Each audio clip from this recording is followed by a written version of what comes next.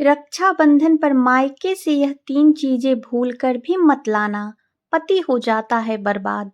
राधे राधे मित्रों, आज की वीडियो शादीशुदा महिलाएं तुरंत देख लो। प्रिय भक्तों, अगर आप भी रक्षाबंधन पर गलती से भी ले आते हैं यह चीजें, तो पूरा घर बर्बाद हो जाएगा, पति की मौत भी हो सकती है। भक्तों, आज हम आपको बताएंगे कुछ ऐसी चीजों के बारे में जो रक्षाबंधन पर अगर एक बेटी अपने मायके से अपने ससुराल कभी लाती है तो उसके घर की बर्बादी तय है। भक्तों, रक्षाबंधन का त्योहार हर साल सावन माह की पूर्णिमा तिथि को मनाया जाता है। शास्त्रों में ऐसा वर्णन है कि रक्षाबंधन का त्योहार भद्रा काल में भूलकर भी नहीं मनाना चाहिए। भद्रा काल में रक्षा सूत्र यानी कि राखी बांधना बेहद ही अशुभ माना जाता है। शास्त्रों में कहा गया है कि भद्रा का त्याग करके ही रक्षाबंधन का पर्व मनाना चाहिए। इसके साथ ही रक्षाबंधन का त्योहार किस दिन मनाया जाए, इस पर बहुत ज़्यादा ही उलझन की स्थिति है। भक्तों, इस बार कई लोगों का मानना है कि रक्षाबंधन 8 अगस्त को मनाना चाहिए और वहीं कुछ लोगों का मानना है कि 9 अगस्त को रक्षाबंधन का त्योहार शुभ रहेगा। तो ऐसे में आज हम आपको इस वीडियो में बताएंगे कि रक्षाबंधन का त्योहार किस दिन मनाया जाएगा और इसकी सही तारीख क्या है, 8 अगस्त या फिर 9 अगस्त। साथ ही आज हम आपको भद्राकाल का भी समय बताएंगे, क्योंकि इस बार रक्षाबंधन पर भद्राकाल का साया रहेगा, इसलिए राखी बांधने का शुभ मुहूर्त आपके लिए जानना अति आवश्यक है। और यह भी बताएंगे कि रक्षाबंधन पर मायके से भूल कर भी इन वस्तुओं को नहीं लाना चाहिए। भक्तों, रक्षाबंधन जैसे पवित्र और भावात्मक त्योहार को तो थोड़ा सतर्क रहना बहुत जरूरी है। रक्षाबंधन भाई बहन के रिश्तों का सबसे खास दिन होता है।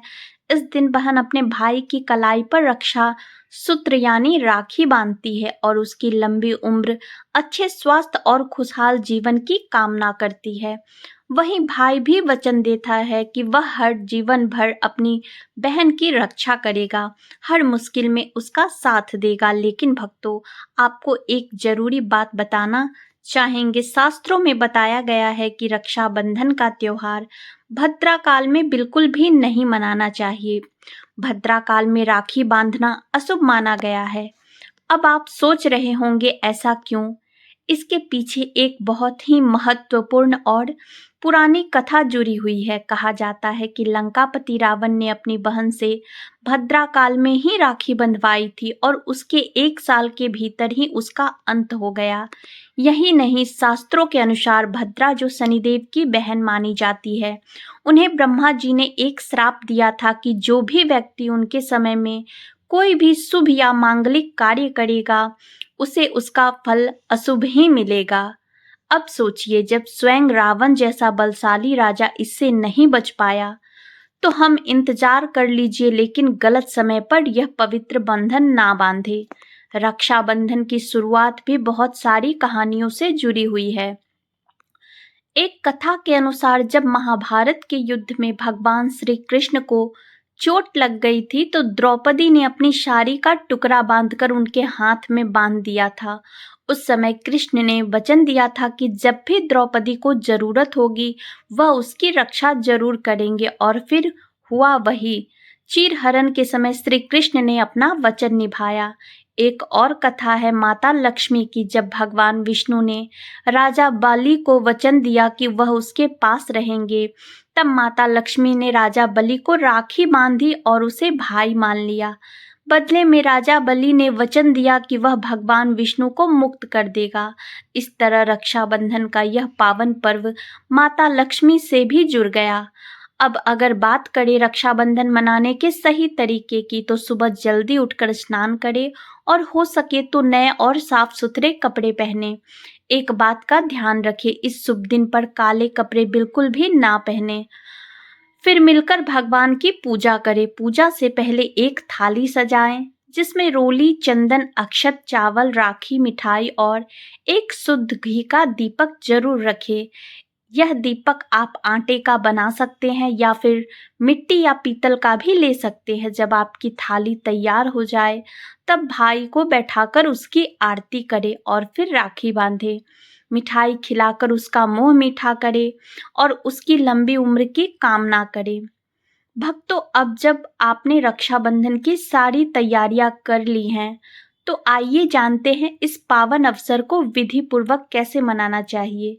सबसे पहले तो आपकी जो पूजा की थाली है, जिसमें आपने रोली, चंदन, अक्षत, राखी, मिठाई और दीपक सजाया है, उसे भगवान को समर्पित करें। राखी बांधने से पहले सबसे पहले भगवान को याद करें और उनकी कलाई पर प्रतीकात्मक रूप से पहली राखी चढ़ाएं। यही सही तरीका है, क्योंकि भाई से पहले भगवान को राखी चढ़ाना शुभ माना जाता है। इसके बाद जब आप अपने भाई को राखी बांधने के लिए बैठाएं, तो ध्यान रखें कि भाई का मुख पूर्व या उत्तर दिशा की ओर होनी चाहिए और बहन स्वयं पश्चिम दिशा की ओर बैठे। रक्षाबंधन पर घर के मंदिर में पूजा पाठ करने के बाद भगवान गणेश को भी राखी अवश्य बांधनी चाहिए। उनके आशीर्वाद के बिना कोई भी शुभ काम पूरा नहीं होता, इसलिए उन्हें जरूर शामिल करें।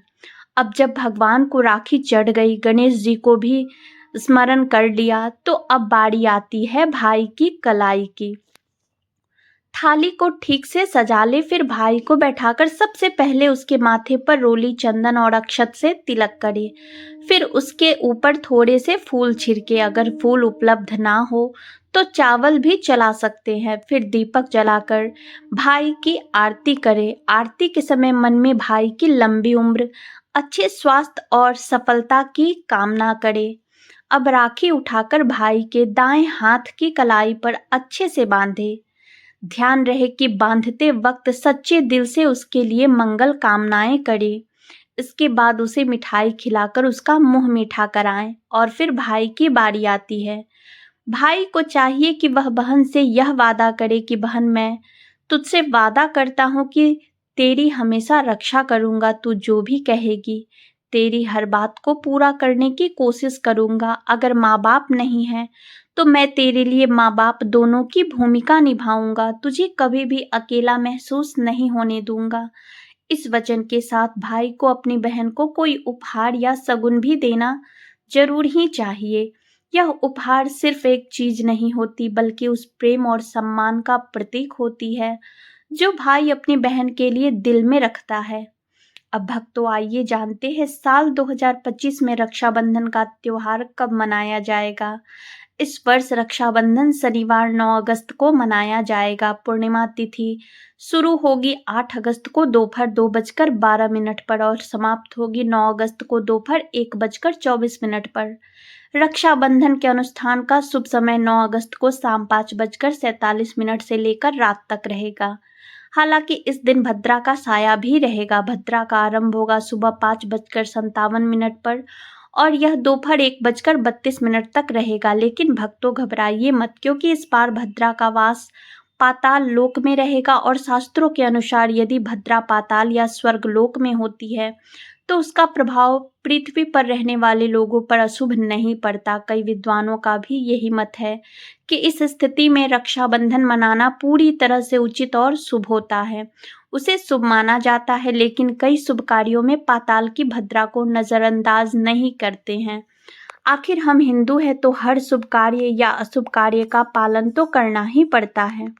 किसी भी शुभ या अशुभ कार्य को नजरअंदाज नहीं कर सकते। और भक्तों, रक्षाबंधन के शाम पंचक भी है। रक्षाबंधन वाले दिन शाम के समय में पंचक लग रहा है। पंचक शाम 7 बजे से शुरू होगा और अगले दिन सुबह 5 बजे तक रहेगा। पंचक को लग रहा है तो राज पंचक होगा। इसको अशुभ नहीं माना जाता है, यह शुभ होता है। उस दिन भाइयों को राखी बांधने के लिए 7 घंटे 48 मिनट का समय मिलेगा। भक्तों, इस बात का ध्यान रहे, भद्रा में राखी बांधने से हमेशा घर परिवार का विनाश होता है। इसलिए भाई को इस समय कभी राखी ना बांधे, ताकि पूरा घर परिवार कंगाल से बच जाए। लंकापति रावण को इसी समय राखी बांधी गई थी, इसलिए उसके पूरे कुल का विनाश हो गया। इसलिए समय के अनुसार ही रक्षाबंधन का त्योहार मनाना बहुत ही शुभ और मांगलिक रहेगा। थोड़ा कठिन जरूर है, लेकिन यह समय आपके और आपके परिवार के लिए शुभ रहने वाला है। कई लोगों के यहाँ यह परंपरा होती है कि वे लोग सूर्यास्त होने के बाद रक्षाबंधन का त्योहार आदि नहीं मनाते हैं। मुहूर्त पर राखी बांधने से भाई को कई लाख गुना शुभ फलों की प्राप्ति होती है, उसका कभी अमंगल नहीं होता। ऐसी बहन का भाई जहां भी जाएगा, दिन दूनी रात चौगुनी तरक्की ही पाएगा। ऐसा भाई लाखों करोड़ों में खेलेगा, रुतबा पैसा धन दौलत सब कुछ कमाएगा। राहु दोष, पितृदोष, नजर दोष, मंगल दोष, सब दोष दूर होंगे। और रक्षाबंधन पर भाई को काली राखी नहीं बांधनी चाहिए, शुभ नहीं माना जाता है ऐसा करना। भाई की कलाई पर हमेशा लाल रंग की राखी बांधना बहुत ही शुभ और मंगलकारी माना जाता है। रक्षाबंधन के पावन अवसर पर उपहार में बहन को चाकू, छुरी आदि कभी नहीं देनी चाहिए, इससे जीवन पर नकारात्मकता का गहरा असर पड़ता है। ऐसे में बहन को सफेद कपड़ा भी उपहार में नहीं देनी चाहिए, कोई चप्पल आदि भी नहीं देनी चाहिए। उपहार में दक्षिणा, सुंदर भेंट अवश्य देना चाहिए। एक प्यारी बहन ने अपने भाई को भाई बनाया, भाई का दर्जा दिया, तो भाई अपनी बहन के लिए इतना तो कर ही सकता है, बड़ा सुकून और सुख मिलता है। भक्तों, धर्मशास्त्र के अनुसार माना जाता है कि बहन को राखी बांधने के लिए भाई के घर खुद बहन को जाना चाहिए। शास्त्रों के अनुसार, वेद पुराण के अनुसार ऐसा माना जाता है कि जो बहन रक्षाबंधन पर खुद नहीं जाती और भाई आता है बहन के घर, उस बहन को दोष लग जाता है। इसलिए ऐसी प्रथा है कि रक्षाबंधन पर बहन को भाई के घर जाना चाहिए, फिर चाहे कहीं भी हो, भाई कहीं भी हो, बहन को जाना चाहिए। यदि आपके पास नहीं है, विदेश में रहता है, किसी कारणवश आप भाई के पास नहीं जा सकते हो, तो आप भाई के नाम की रक्षाबंधन की थाली, एक राखी, मिठाई, अक्षत, रोली, चंदन का तिलक भगवान गणेश को अपना भाई समझकर उनकी कलाई पर बांधे। वह राखी स्वयं आपके भाई की कलाई तक पहुंच जाएगी। फिर चाहे आप श्री कृष्ण के बांधे या नारायण के बांधे, आप जिसके भी भक्त हैं उनकी कलाई पर राखी बांध सकते हैं। वह स्वयं राखी चलकर आपके भाई की कलाई तक पहुंचेगी। और ऐसी राखी, मन में बांधी गई राखी, सच्ची श्रद्धा से बांधी गई राखी स्वयं ईश्वर तुल्य होती है। भक्तों, रक्षाबंधन पर खाने में क्या क्या बनाना चाहिए, आइए जानते हैं।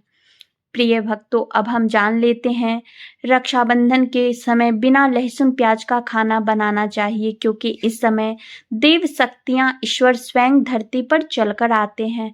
ससुराल में उनकी बेटी का मान सम्मान किया जाता है और ससुराल में कई खुशियां ही खुशियां होती हैं। लेकिन कई बार माँ बाप कुछ ऐसी गलतियां कर बैठते हैं जिसकी वजह से बेटी को और उसके पति को जीवन भर दुख सहना पड़ सकता है। बेटी को दी गई कुछ चीजों के कारण उसके जीवन में खुशियों के बजाय दुख, दरिद्रता आने लगती है। तो आइए जानते हैं कि बेटी को कौन सी चीजें गलती से भी नहीं देनी चाहिए। बेटी को कभी भी मिर्च ना दें, इससे उसके शादीशुदा जीवन में करवाहट फैल सकती है। ऐसा माना जाता है कि बेटियों के लिए मिर्ची साथ देने से उसके और उसके पति के रिश्ते में तकरार होती है। बेटी को फल या सूखे मेवे दे सकते हैं, यह शुभ माना जाता है। लोग बेटी को गृहस्थी के लिए चूल्हा देते हैं, ऐसा कभी ना करें। चूल्हा देने से माना जाता है कि वे अपने परिवार में अपना चूल्हा अलग कर लेंगे। चूल्हे की बजाय आप अन्य घर गृहस्थी से जुड़ी दूसरी चीजें दे सकते हैं।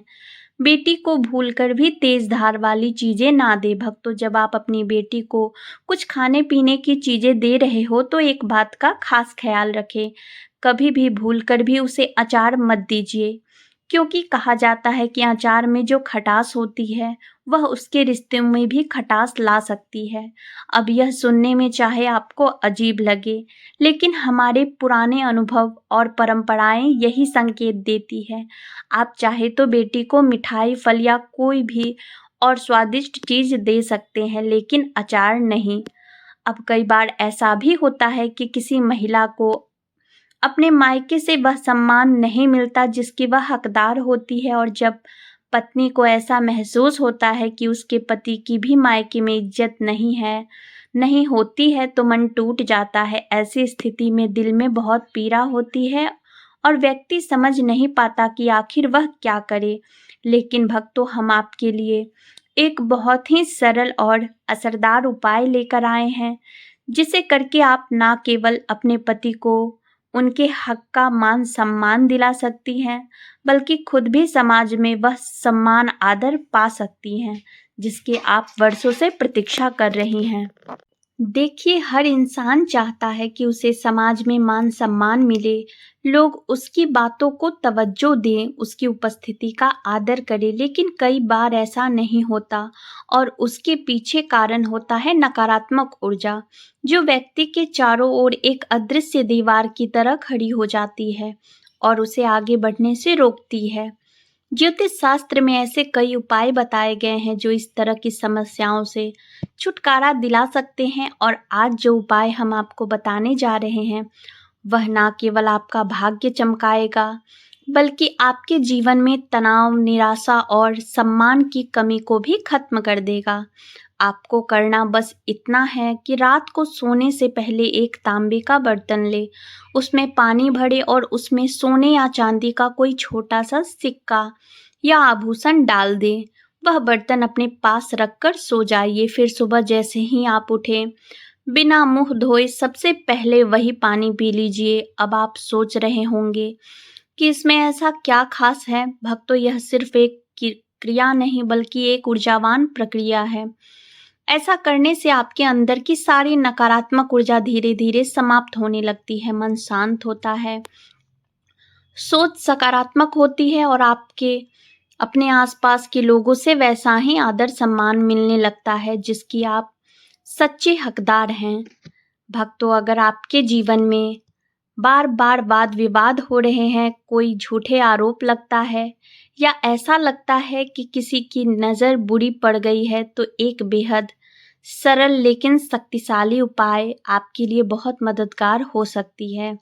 हर रात सोने से पहले बस इतना करें कि पलंग के ठीक नीचे एक बर्तन में थोड़ा सा पानी भरकर रख दें। फिर अगली सुबह उठकर वह पानी घर के बाहर किसी ऐसे स्थान पर फेंक दे जहां किसी का आना जाना ना हो। इस पानी के माध्यम से आपके आसपास की सारी नकारात्मकता, जो झगड़ों, कलह या आरोप प्रत्यारोप का कारण बनती है, धीरे धीरे घर से बाहर निकल जाती है। यह उपाय जितना सरल है उतना ही असरदार भी है।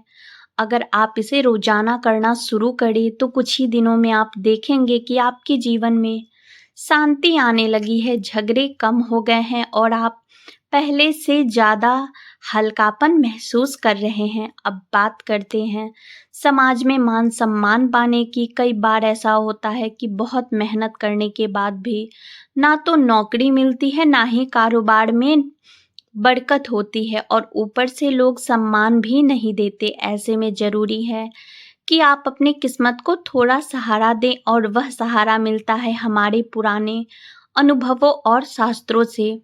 अगर आप चाहते हैं कि आपको समाज में मान सम्मान मिले, नौकरी मिले, व्यापार में उन्नति हो, तो हर रोज कबूतर और चिड़ियों को चावल और बाजरे का मिश्रण डालें।